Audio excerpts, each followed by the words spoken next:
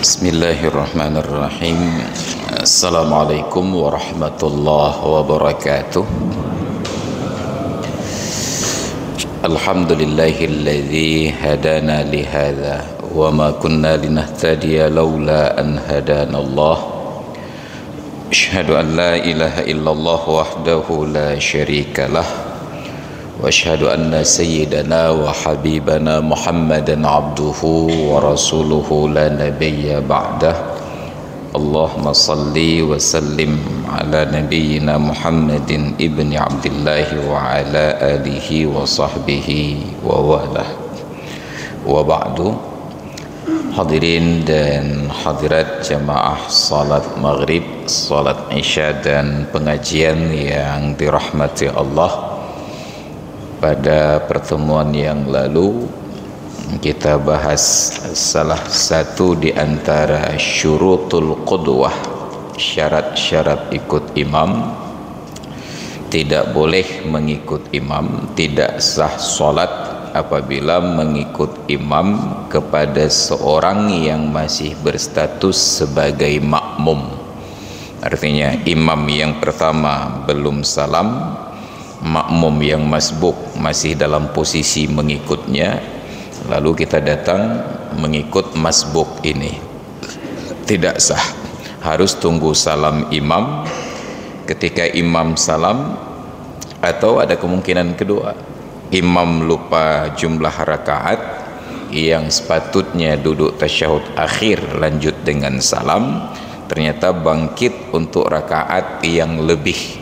Boleh jadi rakaat keempat salat maghrib ataupun rakaat kelima salat isya.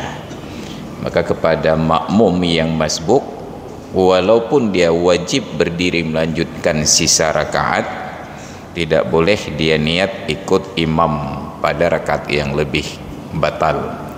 Karena imam sudah selesai, makmum ini niat farad, pada saat itu barulah orang yang baru datang boleh mengikut kepada makmum yang melanjutkan sisa rakaat. Kemudian lanjutannya, Bismillahirrahmanirrahim. Wala qudwata qari'in bi ummiyin, wala qudwatu qari'in bi ummiyin, dan tidak sah mengikut imam seorang yang qari, bi ummiyin, mengikut imam dengan seorang yang ummi. Apa itu qari? Sebenarnya kata-kata qari secara harfiah orang yang pandai membaca. Ketika Rasulullah di Gua Hira didatangi oleh malaikat Jibril, diperintahkan kepada Nabi untuk membaca. Nabi menjawab saat itu, ma ana biqari, saya tidak pandai membaca. Tapi ternyata Rasulullah yang tidak pandai membaca, yang bahkan di dalam Al-Quran, Injil, Taurat dan Zabur disifatkan dengan kata-kata ummi, alladzina yattabi'una ar-rasulan nabiyyal ummiyyal ladzi yajidunahu maktuban 'indahum fit taurati wal injil. Mereka yang mengikuti seorang rasul, lagi seorang nabi, lagi yang bersifat ummi.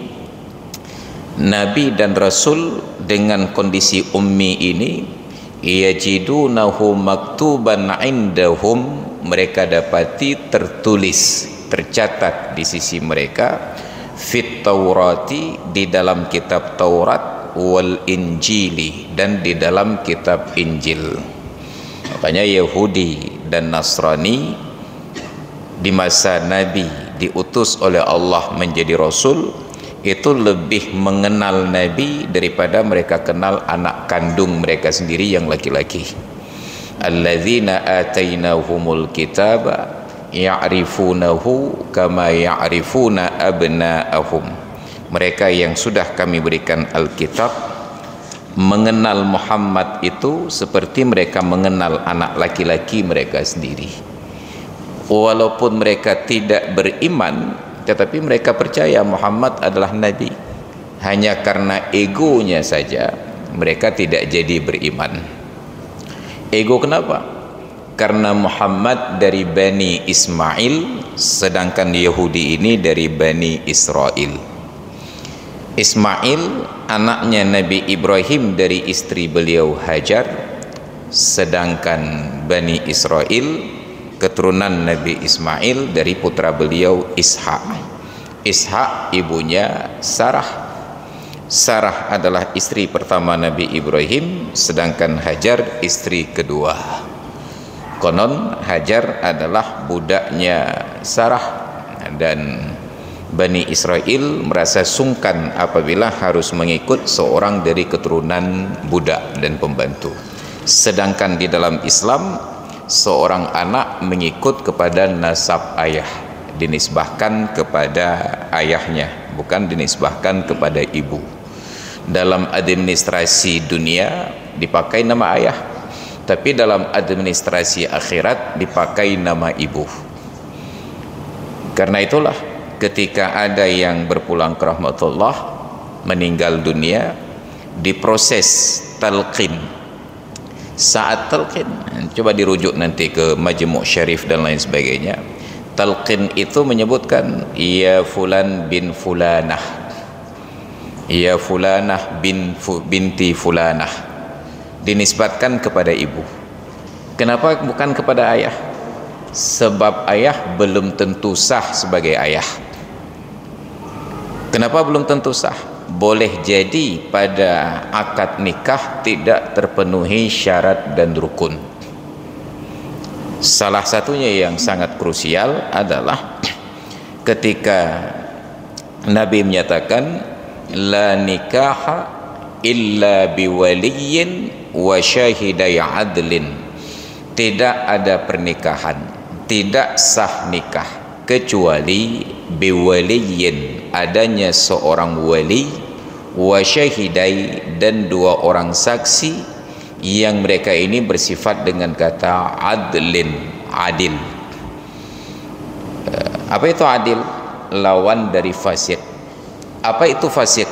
Fasik adalah orang yang melakukan dosa besar atau tidak melakukan dosa besar tetapi terus menerus di dalam dosa kecil. Salah satu di antara bentuk dosa besar adalah riba. Riba dosa besar. Lalu pertanyaannya, siapa yang tidak terlibat riba? Kalau sudah dilantik jadi PNS langsung kenongnya aja. Kenapa? Karena begitu diberikan SK, maka SK langsung disimpan di tempat yang aman. Lihat kebahnya hijau peng 3 juta. Terjadilah transaksi riba. Maka karena sulit untuk mendapatkan adil yang sepatutnya, jangankan di zaman kita sekarang, bahkan di zaman para ulama-ulama ini, seperti di zaman Imam Al-Ghazali, itu sudah dipertanyakan, fa aina hum al-yauma, di mana mencari orang-orang yang adil itu pada hari ini. Maka diturunkanlah standarnya menjadi mustawril adalah, orang yang tersembunyi sifat keadilannya. Dia mungkin boleh jadi fasik tetapi orang tidak tahu. Dia bermaksiat, lakukan dosa besar tapi orang tidak tahu. Mungkin dia bertransaksi riba tapi orang tidak tahu. Karena itu sering saya sampaikan, kalau memang sudah tidak tahan dengan godaan untuk bertransaksi riba, maka jangan dipublikasi. Misalnya terpaksa beli sepeda motor ataupun mobil dengan sistem leasing yang non syariah, bahkan syariah yang tidak memenuhi unsur-unsur syariah, itu belum ada jaminan bahwa itu bebas dari riba. Kita anggaplah leasingnya non syariah, konvensional. Beli sepeda motor, beli mobil, bahwa kita melakukan praktek riba itu dosa besar, tetapi memberitahukan kepada orang lain itu dosa yang lain lagi. Nah, kadang-kadang kita terjebak dengan pemahaman tawadhu yang keliru. Begitu dapat mobil baru, sepeda motor baru, kita datang ke masjid sholat berjamaah, digoda oleh kawan-kawan. Kabar ulam niku, kabar ulam dengan tujuan untuk bersikap tawaduk, kita jawab alah mata kredit beh. Padahal orang tidak tahu bahwa kita berutang kredit, tapi tiba-tiba kita beritahukan. Pemberitahuan itu sebenarnya dengan niat untuk bersikap tawaduk. Artinya kita ingin sampaikan pesan, saya nggak punya uang yang cukup untuk membeli ini, lalu kenapa saya miliki? Karena ada fasilitas kredit. Kita ingin menyampaikan pesan ini, tetapi secara tersirat kita sedang mempublikasi praktek riba. Oh, kecok riba cik tengku ya. Sekaligus mempromosikan riba. Orang pun mulai berfikir, mutengkunya yang hana gaji gitu, je cok ke pukul preh lah. Maka berlomba-lombalah orang untuk melakukannya. Maka nauzubillah. Jadi kalau kita beli mobil baru, sepeda motor baru, bahkan dengan cara leasing yang konvensional non syariah, jangan publikasi. Tapi kan ketahuan Pak Ustaz, mobilnya baru, sepeda motornya baru. Enggak apa-apa, syukur. Nanti ada yang iseng bertanya, kabar ulam tengku. Alhamdulillah. Bayan dulu aja berosa. Nyampe kredit pe cash. Oh kepuyak tanyong ada gop. Baik cerewet dah kan. Kepuyak tanyong ada gop. Pokoknya kena ile. Jadi enggak perlu terlalu jujur untuk kemaksiatan. Itu apabila jelas terindikasi sebagai perbuatan maksiat.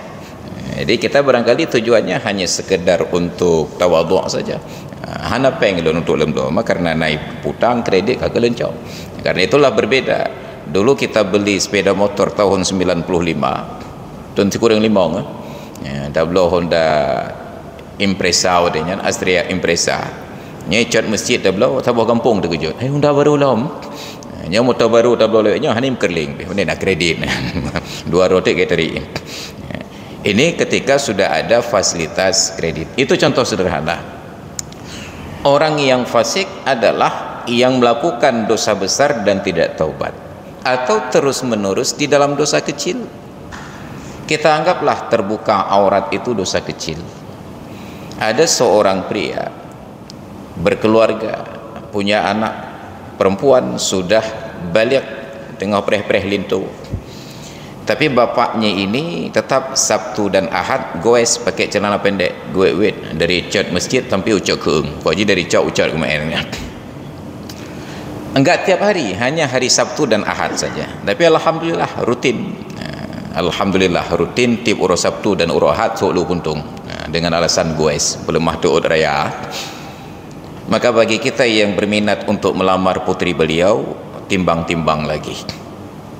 Kenapa? Karena dikhawatirkan beliau tidak sah bertindak sebagai wali sebab terkenal sebagai orang yang fasik. Walaupun salatnya berjamaah 5 bahwate, kan 5 6 bahwate jamaah ya. Ngon tahajud jamaah ataupun duha jamaah. Tetapi fasik. Timbang-timbang lagi. Sekalipun di dalam syariat dibuka ruang, wali yang fasik ini bisa menikahkan anaknya, sah menikahkan anaknya, syaratnya taubat dulu. Walaupun taubat itu hanya sejenak sebelum pernikahan. Karena itulah di dalam beberapa praktek pernikahan oleh KUA, sebelum ijab kabul, walinya ini diverifikasi dulu. Bapak ayahnya, ya, ayah kandung, iya. Bapak salat, nacik 3 go nengku. 3 go kiban, luhur 3, atas 3, maghrib 3, kajut 2. Nati uro nya menjanjan. Mana kenduri na sembahyang, hana kenduri, hana sembahyang. Oh menyonya hansah. Kalau hansah kiban cik dah. Payah dapat syahadat dah. Anda mau Islam dah. Asyhadu an la ilaha illallah wa asyhadu anna Muhammadar Rasulullah. Ayah bang dengan Islam dah baru mualaf. Di dalam kitab fikih sah taubatnya itu walaupun sesaat sebelum ijab kabul. Tetapi orang-orang tua kita dulu tidak setuju demikian. Nanti ada orang yang mempermain-mainkan taubat. Lagi kumi lop pagi, wati lop tepat nak lewat kuing lop. Ketika mau menikahkan anaknya taubat sebentar, nanti setelah selesai ijab kabul kau pengen kau awah. Maka orang tua kita dulu buat syarat. Wali-wali yang fasik kalau mau menikahkan anaknya wajib menunjukkan komitmen taubat paling telat sebulan sebelum ijab kabul. Syaratnya terlihat hadir berjamaah ke masjid minimal 3 kali sehari. Subuh, maghrib, isya. Kenapa bukan zuhur dengan asar? Zuhur dengan asar ada kemungkinan sedang berada di luar kampung untuk mencari nafkah. Tapi subuh, maghrib dengan isya itu sudah berada di tempat. Maka di masa-masa itu, saya ingat itu sekitar tahun 80-an sampai 90-an, itu di tempat saya lahir dan besar di Aceh Selatan.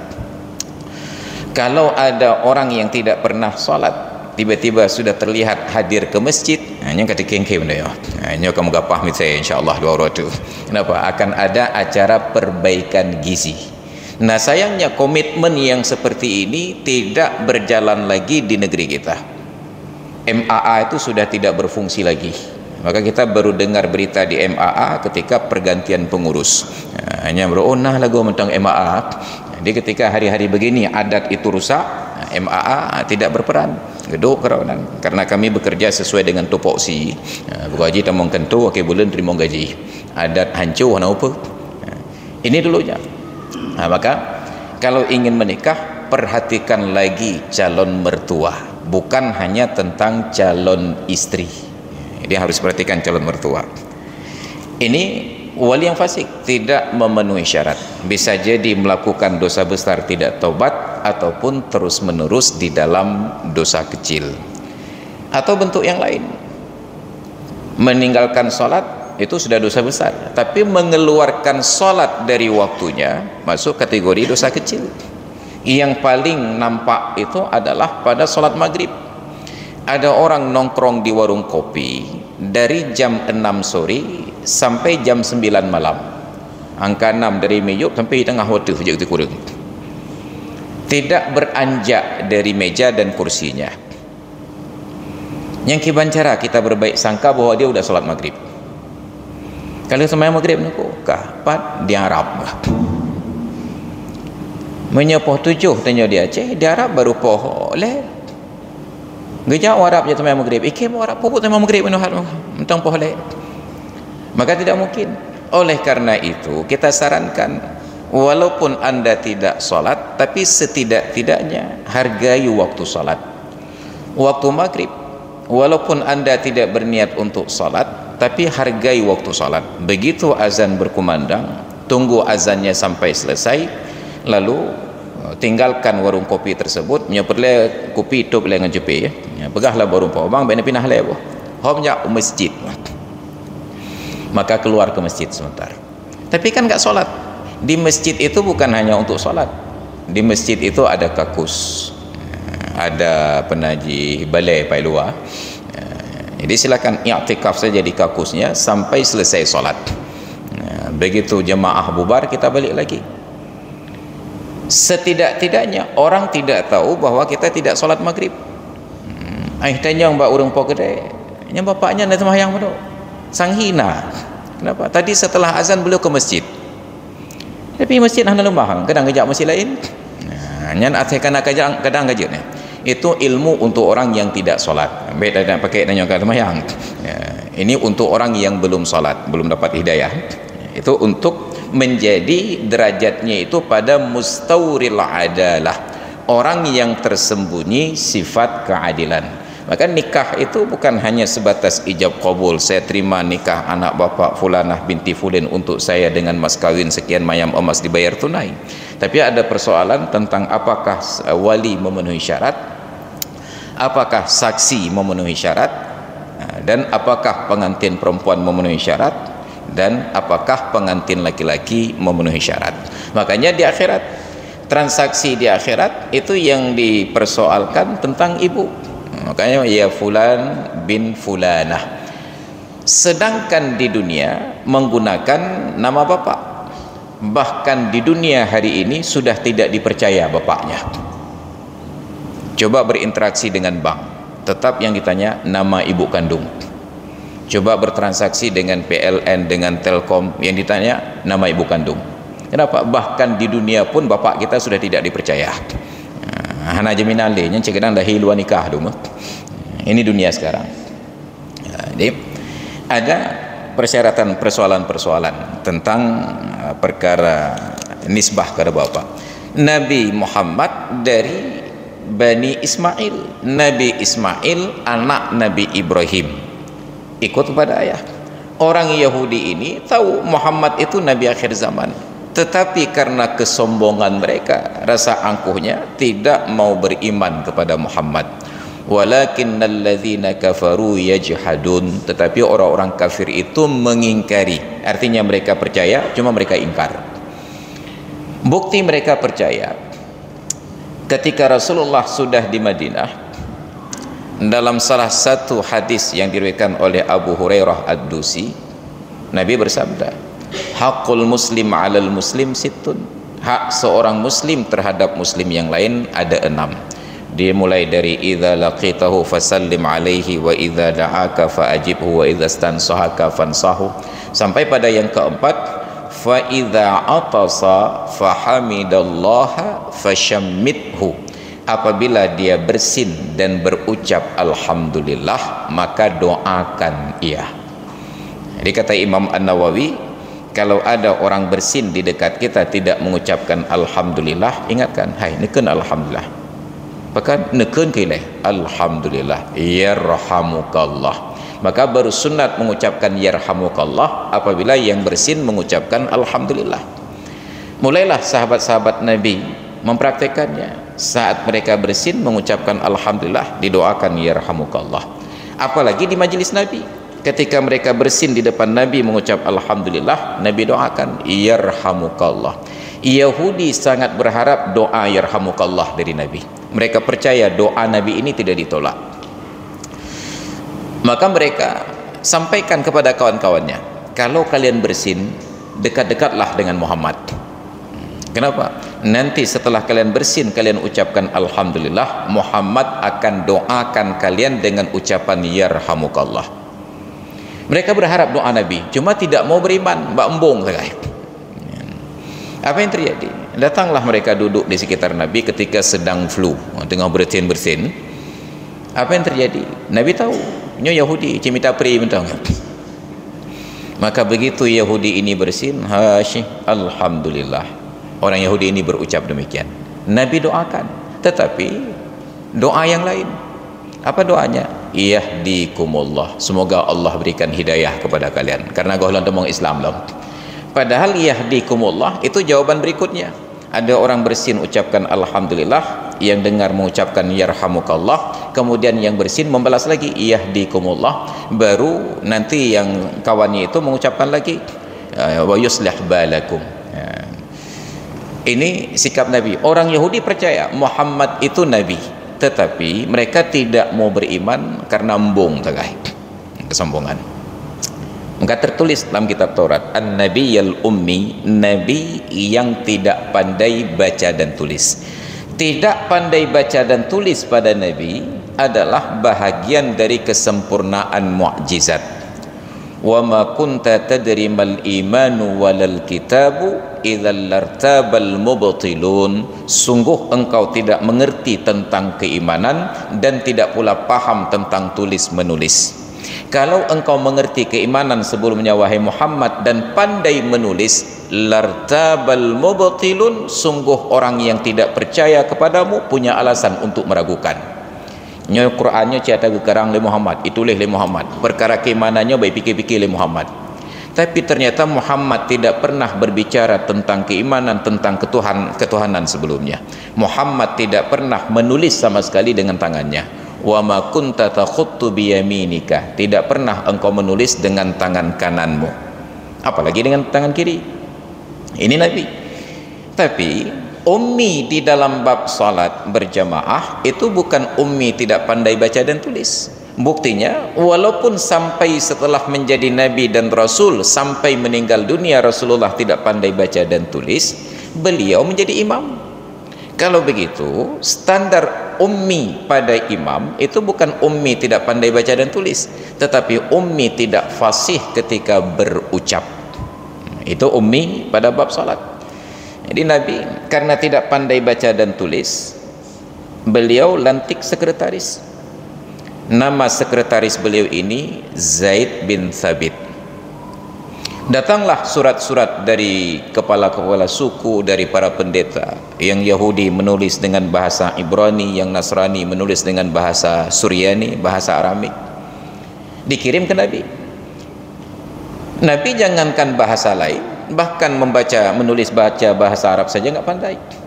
Jadi karena surat ini dalam bahasa yang berbeda, Nabi tugaskan Zaid bin Thabit untuk mempelajari dua bahasa tadi, Ibrani dan Suryani.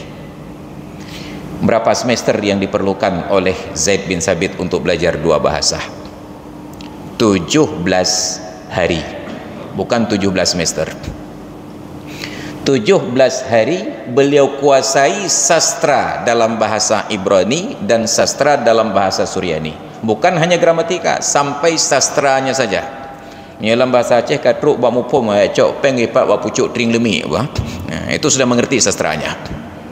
17 hari. Itu kecerdasan seorang Zaid bin Thabit. Maka diterjemahkan surat-surat dari raja-raja, dari para rahib, dari para pendeta ini. Begitu Nabi mau balas, dikirimlah surat. Sampai kepada raja ini, surat itu ditolak. Orang Arab tidak terbiasa korespondensi dengan bangsa Ajam. Ditolak. Ketika ditolak, kembali ke Nabi. Ditanya oleh Nabi, kenapa mereka tidak terima surat saya? Apa kata Zaid bin Thabit? Ya Rasulullah, mereka tidak terima surat kecuali surat resmi. Bertanya lagi Nabi, bagaimana meresmikan sebuah surat? Harus ada tanda tangan ya Rasulullah. Baik, tanda tangan kudu mulai hanjut. Dan saat itu tidak berlaku ucap jempol. Jadi maka kata Zaid bin Thabit, kalau begitu akan kami ukir sebuah cincin dan padanya tertulis namamu. Maka dibuatlah cincin Nabi itu sekaligus sebagai stempel beliau.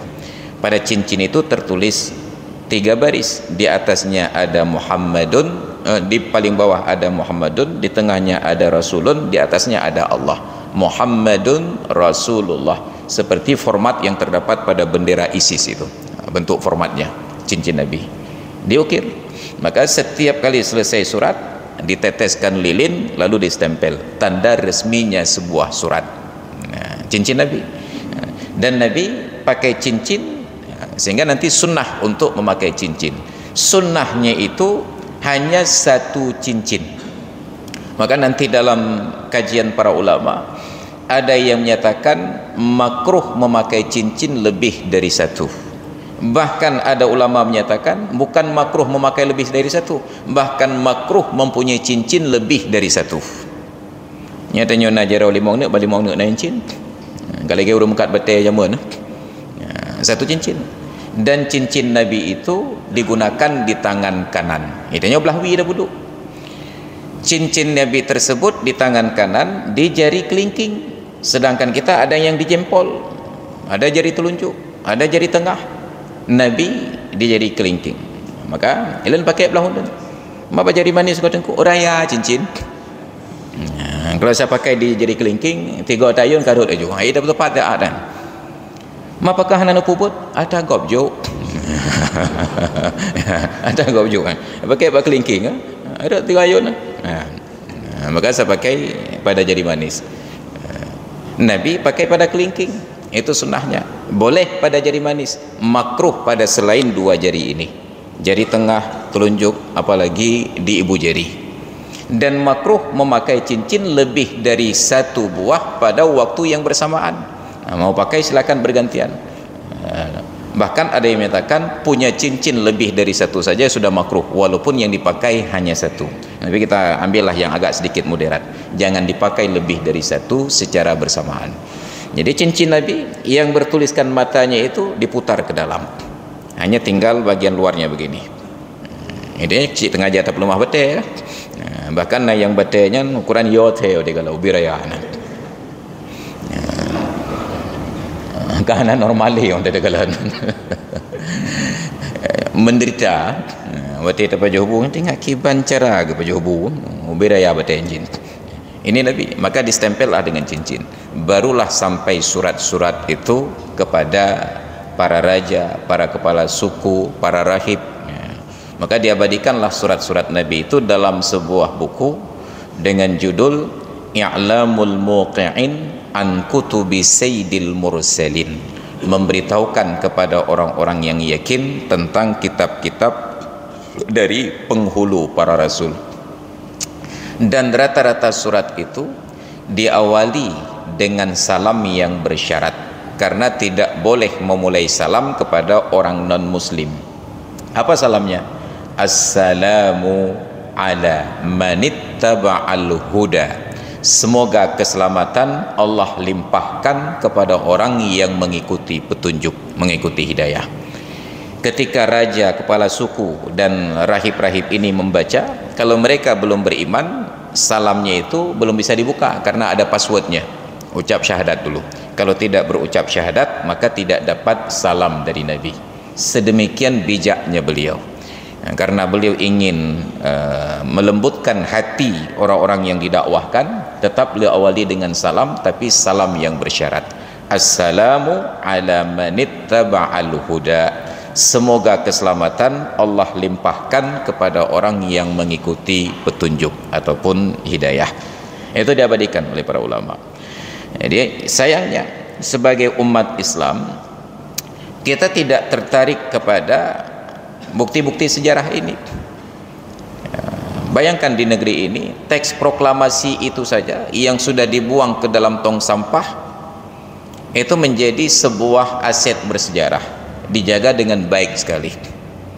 Bendera merah putih yang dijahit oleh Ibu Fatmawati itu dijadikan bendera pusaka. Makanya di hari kemerdekaan Republik Indonesia 17 Agustus itu kan ada pengkibaran bendera pusaka, ada pasukannya. Pasukan pengkibar bendera pusaka ini disingkat menjadi Paskibraka. Tapi untuk menjaga agar bendera tersebut tidak rusak, maka diduplikasi. Yang aslinya tidak layak lagi dikibarkan, maka dikibarkan duplikatnya. Cuma saya menggugat, kenapa pasukan pengkibar bendera pusaka itu disingkat menjadi Paskibraka? Di ketika 2017 yang lalu ada silaturahmi dari Panglima TNI Pak Jenderal Gatot Nurmantio saat beliau baru dilantik jadi Panglima di Kodam Iskandar Muda. Saya diundang ceramah. Karena beliau datang telat, sisa waktu hanya 15 menit lagi sebelum berbuka setelah baca sambutan dari Pangdam. Dengan bijak beliau persingkat sambutan. Beliau 7 menit, saya 8 menit. Menariknya, ceramah sambutan beliau yang 7 menit itu ceramah memotivasi prajurit-prajurit TNI tersebut untuk bagaimana bisa taat beribadah, untuk bagaimana dengan gaji itu bisa setor BPIH naik haji, sampai beliau ceritakan tentang kisah seorang tukang bubur naik haji. Tapi kan Haji Mahidin dalam sinetronnya. Beliau cerita Panglima TNI berdakwah, giliran saya yang ceramah tiba-tiba berbicara tentang wawasan kebangsaan, maka kebalik ya. Maka saya tanya, ini kenapa pasukan pengkibar bendera pusaka disingkat menjadi Paskibraka? Maka ngerti kejut ya. Kalian coba dikte satu persatu. Pasukan pengkibar bendera pusaka. Pasukan itu yang mana? Pas, kompak tu, pas. Pengkibar apa singkatannya? Ki. Pusaka apa singkatannya? Ka. Lalu benderanya yang mana? Bra. Lendanya itu sejak kapan bra jadi bendera? Wah, ya baru dikejuannya bra. Nah, maka nanti jangan salahkan generasi muda negeri ini, di 17 Agustus mereka kibarkan bra-bra pusaka di tiang bendera. Wah. Yang branya ke BH atau Rinong ya. Jadi di Aceh sudah ada lembaga resmi namanya Kantor Bra. BRA. Nyambra paling rai idonya. Jadi ada persoalan. Itu hanya sebuah kertas biasa yang diketik oleh Sayyuti Malik, naskah teks proklamasi. Setelah dibacakan, saat itu tidak dipandang sebagai objek bersejarah, diambil dibuang karena sudah selesai. Makanya di dalam foto itu terlihat ada coretan-coretan, sudah selesai di ramah-ramah nang getik lantung doh, kemudian diselamatkan, dan itu menjadi aset sejarah bangsa, dijaga, dikawal dengan baik sekali. Maka terasa aneh ketika ada kegiatan-kegiatan tertentu dalam tanda kutip keagamaan. Dulu pernah sampai ke Aceh, rambut Rasulullah itu satu berkas panjang dibawa entah dari Turki, entah dari Arab, pokoknya datang ke Aceh dari Malaysia. Rambut Rasulullah dibawa tanpa pengawalan sama sekali. Nyopu betul-betul rambut Rasulullah dianggap remeh, tidak dikawal, atau kadang-kadang cilet-cilet dan nyata kayak gabuk nang pucap. Bagaimana rambut Rasulullah, sesuatu yang sangat sakral, diizinkan, andai kata itu dari sebuah museum, diizinkan untuk keluar begitu saja. Jepat lukisan Mona Lisa mentang karya penanji Leonardo, Arab dia pegah DiCaprio Leonardo da Vinci, itu hanya sebuah lukisan abad pertengahan, itu dijaga luar biasa. Ini tiba-tiba rambut Rasulullah itu dibiarkan berjalan begitu saja, tidak logis. Tapi kita tidak ada yang berpikir logis, sudah terlalu fanatik. Atau pegah KO juga dia. Bayangkan ketika itu di di chestnya, ketika mangkok tempat Nabi biasa minum dibawa ke tempat tersebut, diarak-arak seperti arak-arak membawa presiden, mubarih mutum. Tapi Nabi gebar kena wacah slow mutum. Tren yang di belang bintang, tiji enam tebang kena. Ini ada anomali, tapi kita tidak berfikir dengan baik, dengan benar. Maka ini Nabi kita Muhammad sallallahu alaihi wasallam. Beliau dijadikan ummi oleh Allah sebagai kesempurnaan mukjizat. Wa ma kunta takhuttu bi yaminika, engkau tidak pernah menulis dengan tanganmu, tidak pandai tulis dan baca. Di Nabi akhirnya dibuatlah cincin yang bertuliskan Muhammadun Rasulullah untuk menjadi stempel beliau. Nah, sedangkan dalam standar salat berjamaah, bahkan orang yang paling pandai baca dan tulis, yang bahkan tulisannya sangat indah dengan seni kaligrafi yang tinggi, belum tentu sah menjadi imam apabila bacaan Fatihahnya tidak standar. Kenapa tidak standar? Wa huwa may yukhillu bil Fatihati aw ba'dihha, yaitu orang yang cacat ketika membaca Fatihah ataupun sebahagian bacaan Fatihah. Maka tes bacaan Fatihah. Kita ini kan apalagi menyeteba irama Cahaya, kan Maliki Yaumiddin debit, Ar-Rahmanir Rahim, kan mana debit, Ar-Rahmanir Rahim, Maliki Yaumiddin kan Maliki Yaumiddin debit, Maliki Yaumiddin, bahkan kebiasaan nak Maliki Yaumiddin. Walaupun untuk dirinya sah salat, tetapi untuk mengimami orang lain patut dipertanyakan. Maka sangat berbeda orang yang punya kemampuan nyetir mobil sendiri, mobil pribadi, dengan kemampuan untuk memandu kenderaan umum. Makanya dibedakan SIM, ada SIM A, ada SIM A umum, pribadi, yang boleh bawa penumpang. Itu motor kerojuk balap-balap, hotel bawa penumpang ke balap tu. Maka ada orang yang sah solat sendiri, tetapi belum tentu sah untuk menjadi imam. Dulu saya ingat guru saya almarhum Abuya Jamaluddin Wali, Allahumma ighfir lahu. Beliau itu bawaannya tidak fasih bertutur dengan huruf R, seperti Pak Kapolda dulu, Pak Rio Jambak, seperti Wali Kota Banda Aceh sebelumnya, Ibu Eliza Sazuddin Jamal. Asal sampai ke R, tiba-tiba yang keluar ghin, belok kiri. Beliau orang alim, siapa yang meragukan kealiman beliau, Abuya Jamaluddin Wali. Tapi setiap kali saya berkunjung ke rumah beliau, tiba waktu salat maghrib, tetap beliau ajukan saya untuk menjadi imam. Beliau tidak bersedia. Maka mututu dadang kimum nyanyian makmum likut. Yang lagi kita muka ubat lika potek. Tapi beliau sadar, walaupun beliau sangat alim, tapi tidak patut untuk mengimami solat. Maka beliau ajukan saya, beliau telefon saya setiap kali maghrib sampai selesai isya baru boleh pulang untuk mengimami solat di rumah beliau, Abuya Jamaluddin Wali. Dan kita di Banda Aceh dulu Ibu Eliza, beliau tidak fasih huruf R. Begitu berganti dengan Pak Amin tidak fasih huruf S. Beliau asal bilang saya ini bukan dibuat-buat, tetapi memang bawaan, tidak bisa diperbaiki, lemah. Tapi kalau yang tidak fasih huruf Z itu lidah manza namanya. ucai lidah manja, lidah manza. Coba dengar di RRI, Lempah Brigjen. RRI itu kan lembaga penyiaran publik, harusnya menjadi referensi tentang kefasihan berbahasa. Tapi tiba-tiba ada berita Indonesia adalah negeri jamrud katulis. Maka jamrud itu benar. Padahal kan zamrud hebat. Banda Aceh sudah berada di zona hijau karena sudah bebas dari zat-zat berbahaya. Lempah Brigjen tengok. Ada zat tapeh-tapeh kemudian. Maka orang Pak Amnai duduk bayar RRI. Itu bukan tidak mampu bertutur dengan huruf Z, tapi memang lidahnya manza lidahnya, enggak pernah lagi berzikir. Kenapa? Sibuk berzikir. Siapa yang pimpin zikirnya? Ustadz Zakaria. Ada begah zikir Zakaria, kemana ada dengar. Maka kefasihan bertutur itu menyenangkan orang yang mendengar. Maka keindahan berbicara adalah ketika fasih bertutur, pelafalan huruf dan struktur kalimat teratur.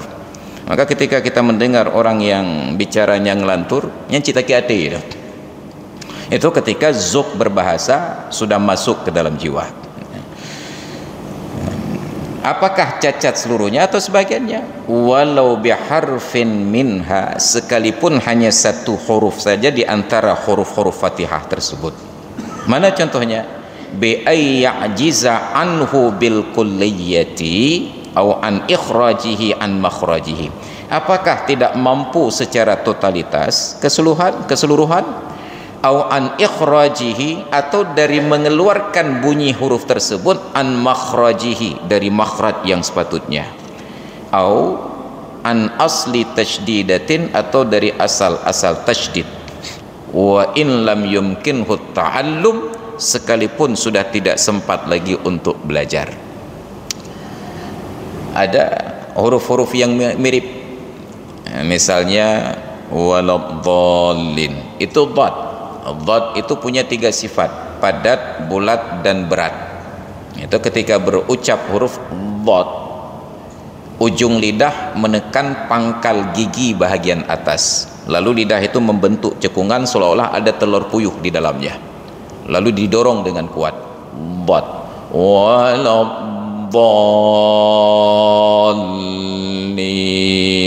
tiba-tiba ada yang bacanya waladhdallin, itu dhah. Sadaqallahul azim, tipis dia. Ini dhad, padat, bulat, dan berat. Dan itu sangat berat, saking beratnya sampai Rasulullah Nabi kita Muhammad diapresiasi sebagai orang yang paling fasih bertutur dengan huruf dhad. Wassalatu wassalamu ala sayyidina Muhammad afdalu man nataqa bid-dhad. Salawat dan salam kepada Nabi kita Muhammad, manusia yang paling fasih ketika bertutur dengan huruf dhad. Dan di ayat terakhir Fatihah terdapat 2 dhad. Ghairil maghdubi alaihim waladdallin.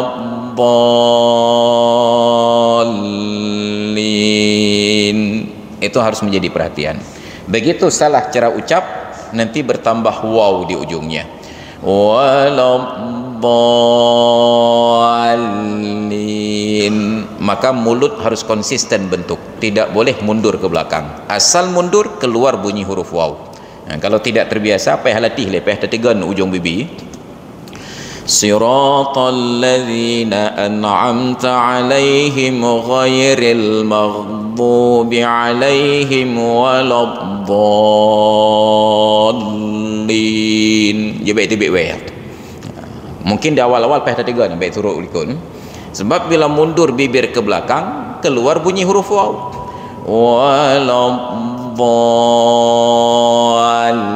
Waladdallin, keluar bunyi huruf waw.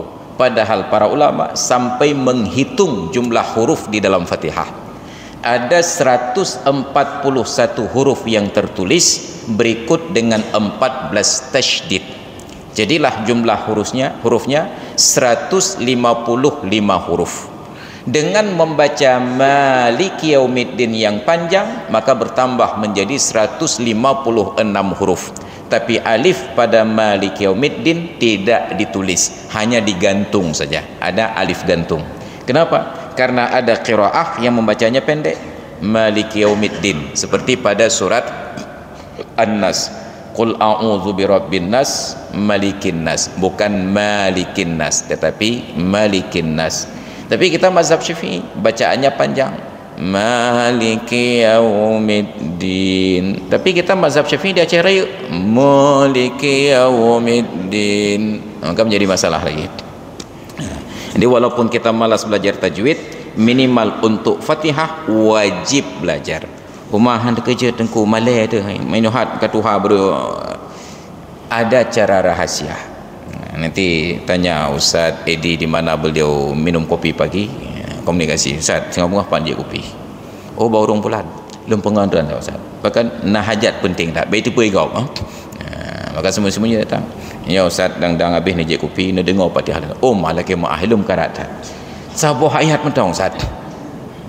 Sabuh ayat kupiran lumayu. Jamin nilai kupiran lumayu.